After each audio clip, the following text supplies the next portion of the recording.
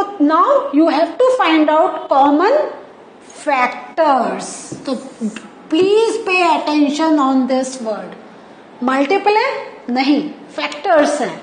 तो हम अब हमारे सामने 56 है. सो 56 के कौन कौन से फैक्टर्स हो सकते हैं? 6 है तो इसका मतलब 2 हो सकता है, 3 हो सकता है, 5 + 6 क्या हो 11, तो 3 नहीं है. ठीक है. नाउ 4 हम 4 से डिवाइड करके देखेंगे. यस 4 है कि हमारा ये नंबर 4 से कंप्लीटली डिवाइड हो रहा है. ठीक है. 5 नहीं होगा, 6 क्योंकि 3 से नहीं हो रहा है तो 6 से भी नहीं होगा. 7 का भी हमने डिविजिबिलिटी रूल नहीं सीखा है, वो हम आपको बाद में सिखाएंगे, लेकिन ये बहुत छोटा नंबर है. 7 8 56 होता है. तो 7 है. जब हम कह रहे हैं 7 8 दिस मीन्स 8 भी इसका फैक्टर है. 9 फैक्टर है नहीं, क्योंकि 5 + 6 is 11 and 11 doesn't come in 9 का टेबल. 10 भी नहीं है, 11 भी नहीं है. क्यों? हाँ. सो अब हम देखते हैं. तो अब हम इसको और बड़े नंबर्स को लेने के लिए क्या करेंगे, हम देखेंगे 52 को हम किससे मल्टीप्लाई कर रहे हैं. We are getting 56. तो 2 को हम मल्टीप्लाई कर रहे हैं 28 से. तो 28 इज द फैक्टर. देन 4 को हम किससे मल्टीप्लाई कर रहे हैं 14 से. सो 14 इज ऑल्सो द फैक्टर. फिर हमारा नेक्स्ट फैक्टर 7 मिला था तो उसका 8 से कॉम्बिनेशन है. एंड 28 तो हमने देख लिया 2 से मल्टीपल है. तो नेक्स्ट हमारा फैक्टर जो जा रहा है द नंबर इटसेल्फ 56 और 1 तो होता ही है. तो ये इसके फैक्टर्स आ गए 56 के. 120 के तो 1 है ही, 2 आएगा ही आएगा. ठीक है. Now 3, yes 3 is the factor. 4 is also the factor. Completely divisible. 4 3 12 होता है. 0 तो अपनी जगह रहेगा ही.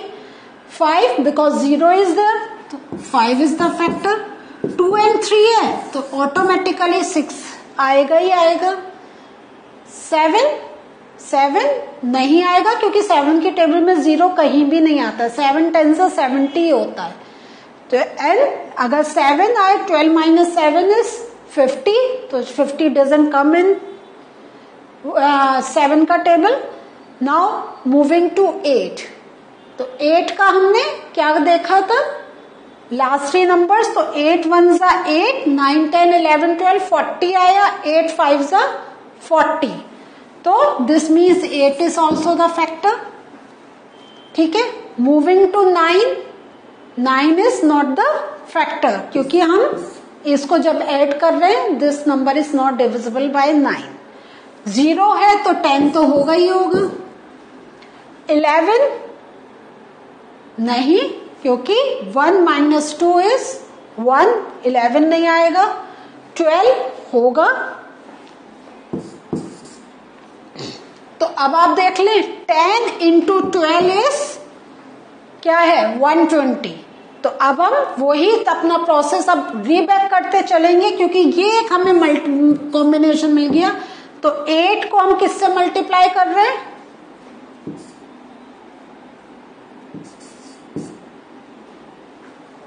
15 से. तो 15 इज द फैक्टर. देन 6 को हम किससे मल्टीप्लाई कर रहे हैं 20 से. तो 20 इज द फैक्टर.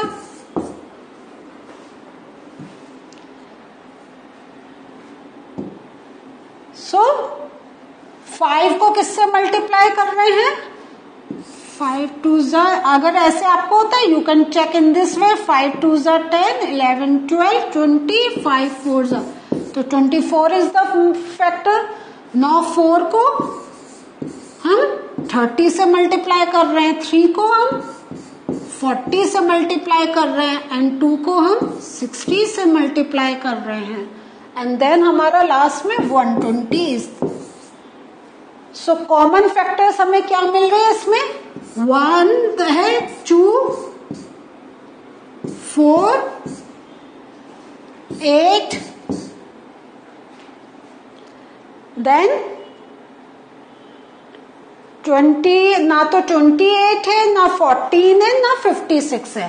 तो कॉमन फैक्टर्स हमें क्या मिले इसमें 1 2 4 8। तो these are the common factors between 56 and 120। ऐसे ही हमें इसके फैक्टर्स निकालने कॉमन। 4 के क्या होते हैं 1 2 एंड 4। 8 के क्या होते हैं 1 2 4 एंड 8। 12 के क्या फैक्टर्स होते हैं 1 2 3 4 6 एंड देन 12। तो कॉमन फैक्टर्स क्या आ गए 1 2 4। So common factors between 4 8 and 12 are 1 2 and 4। Now find out the common factors between 5 15 and 25। तो 5 का फैक्टर क्या आ गए 1 and 5। 15 के क्या है 1 3 and 5 and then 15 itself। Don't forget to write the number। जो नंबर होता है वो अपना एक फैक्टर होता है, just remember this thing. And then 25 के क्या होंगे 1 होगा बिकॉज 5 इज देयर, तो 2 3 4 तो होगा नहीं, 5 होगा। एंड देन और कौन सा नंबर होगा, अब हमें सीधे जो नंबर मिलेगा वो 15 इटसेल्फ मिलेगा, क्योंकि 6 भी नहीं, 7 8 9 10 11 12 13 14 नहीं, 15।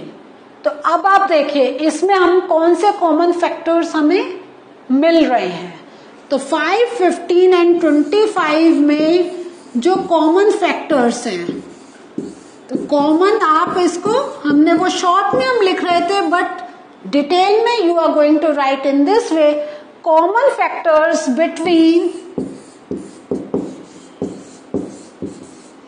5 15 and 25 are,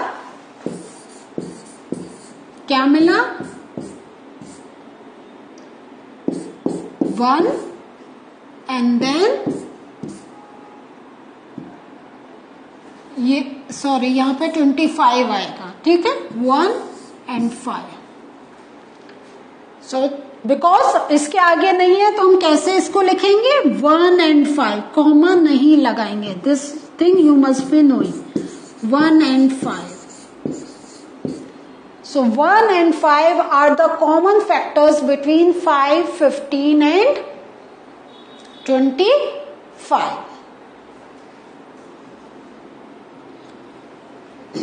Now find first 3 common multiples of 6 and 8.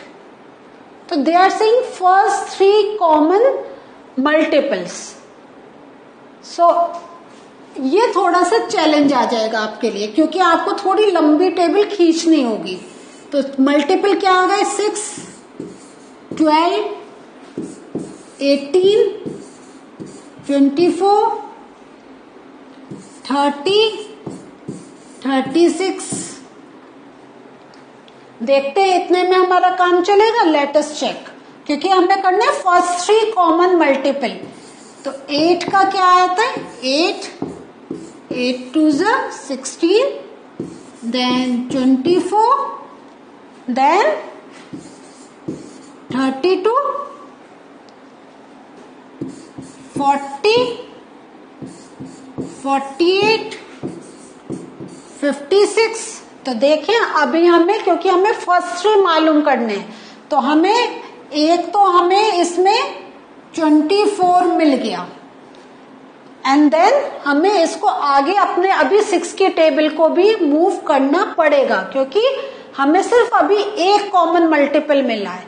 तो 6 6 36, 6 7 42, 6 8 48, 6 9 54, 6 10 60, 6 11 66।